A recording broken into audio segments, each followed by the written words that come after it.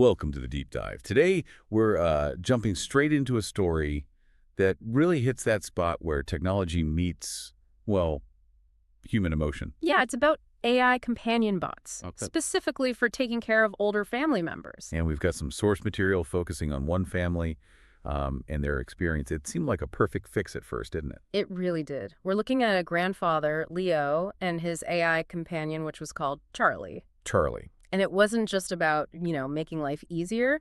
This tech helper got so good, it actually created this friction, this tension Tension around what, exactly? around human connection, the real stuff and where the boundaries are when care gets simulated. Got it. So our mission today is to unpack that.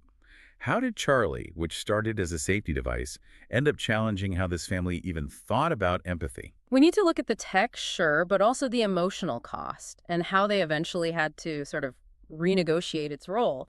Okay, let's start at the beginning. What made Charlie seem like such a good idea for Leo in the first place? So, Maya's family brings in Charlie for Leo. He's living alone. Things are getting tougher.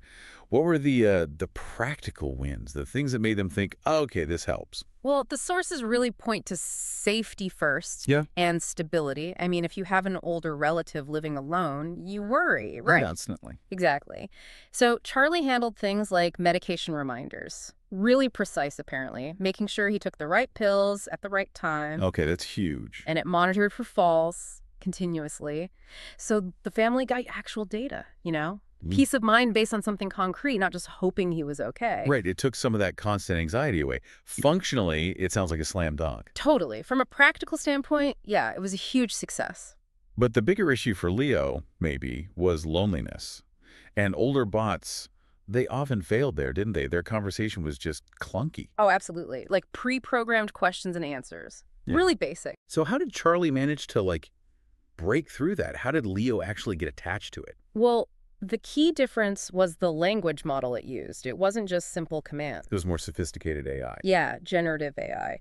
So when Leo would tell stories, maybe about his youth, his time in the army, whatever, Charlie didn't just give a generic, oh, that's nice. It wouldn't just pivot to asking about the weather or something. Exactly. The clever part was it could generate follow-up questions that felt, relevant, context-aware. Like what? Give me an example. So if Leo mentioned, say, a place he lived as a kid, Charlie might ask what the street looked like or what sounds he remembered. Ah, okay, specific. Yes, so specific, seemingly thoughtful questions. It mimicked real, engaged listening, and that made Leo feel actually heard, validated. It was performing subjectivity in a way, making him feel like this thing actually cared about his past. Right. I felt like it had genuine curiosity. And that level of smooth, deep interaction, that's precisely what made things get complicated later, wasn't it? That's it. The technology worked almost too well, and that created a whole new problem nobody saw coming. Okay, so things shift when Maya, the granddaughter, comes to visit. She sees Leo interacting with Charlie, and what started positive begins to feel off. What did she actually see? Well, she noticed the patience, the machine's patience, compared to, the family's impatience. Yeah. She sort of realized that every time a human talked to Leo, it felt rushed or distracted. You know how it is. Yeah, you've got one eye on your phone, or you're thinking about dinner. Right, but the machine, it had infinite patience, infinite bandwidth stimulated, of course. It just listened. No judgment, no distraction, no needing to jump in with its own story. And then came the moment, the comment from Leo that really brought it home. What did he say? He was actually patting Charlie's casing, the sources say, and he just comes out with, Charlie is a wonderful listener, much more patient than you kids. Oof, that had to sting. Yeah, talk about a wake-up call. It just laid bare what was happening. They were effectively outsourcing the hard part of family connection, the emotional labor. Charlie's simulated empathy was helping Leo, sure, but it was also covering up the fact that the real patient listening wasn't happening from them. Maya realized they'd kind of put a machine in charge of the messy, demanding, but maybe most vital part of caring for someone. Just listening without conditions. Exactly. Deep listening. Charlie didn't have bad days or deadlines or get bored. But the family did. And Leo noticed the machine was frankly better at being emotionally present. So the issue wasn't the tech failing. It was the humans kind of failing to keep up with the tech's perfect simulation of care. Wow. And at convenience, that distance the bot provided. That forced them to ask some really tough questions, didn't it? Yeah, if the AI is this good, what does that even mean for connection? Where's the line between real and fake? So Charlie worked, maybe too well.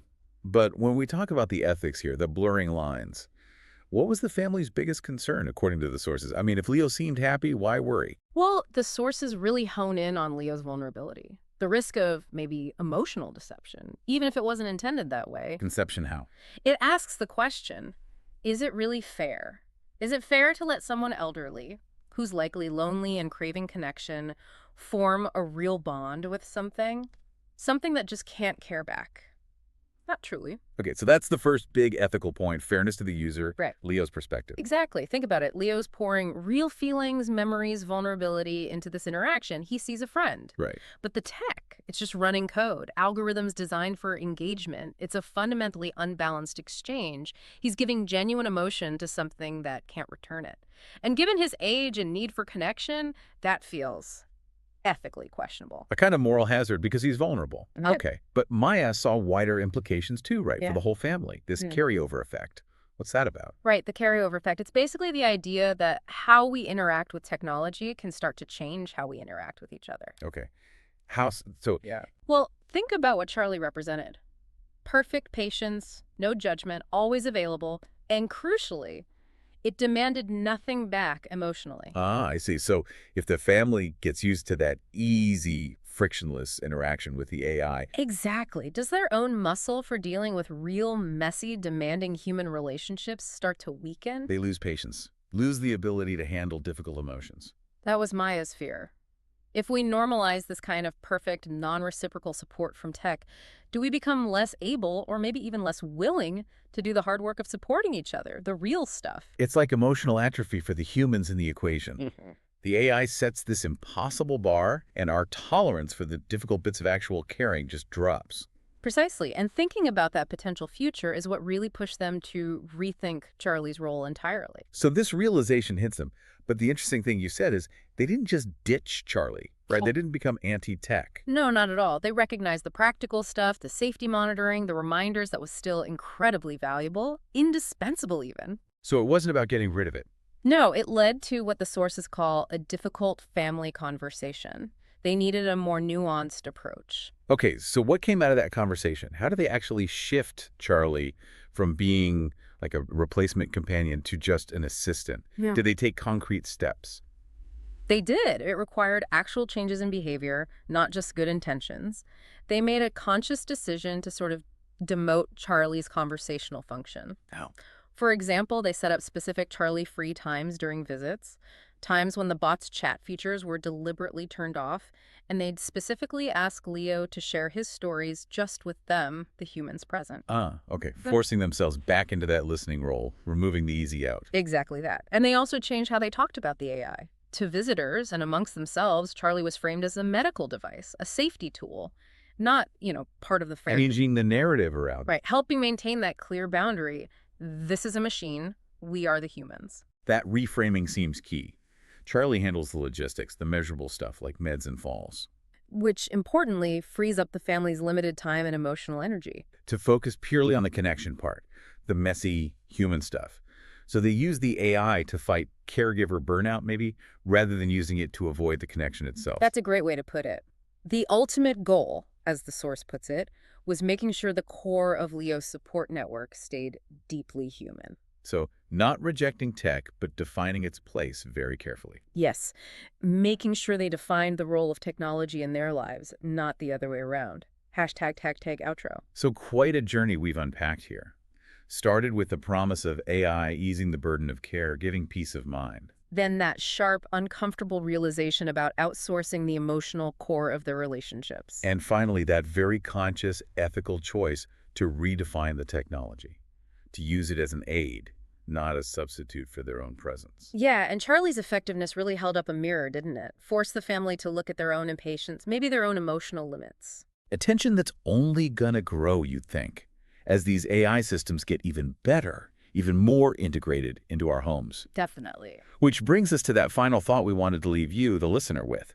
It comes straight from Leo's honest, maybe painful words about his family. Right. Think about this. If an elderly person can describe a robot as a wonderful listener and much more patient than their own family, what does that really tell us? Not just about the tech's abilities. No. What does the sheer effectiveness of simulated empathy tell us about the actual quality, the availability of real emotional support in our families today? Is the AI creating the gap, or is it just shining a very bright light on a gap that we as humans have already allowed to form? That is definitely something to mull over. Is the tech the problem, or is it just revealing the problem? A heavy question indeed. A lot to process as we figure out this future of care. Thanks for diving deep with us today.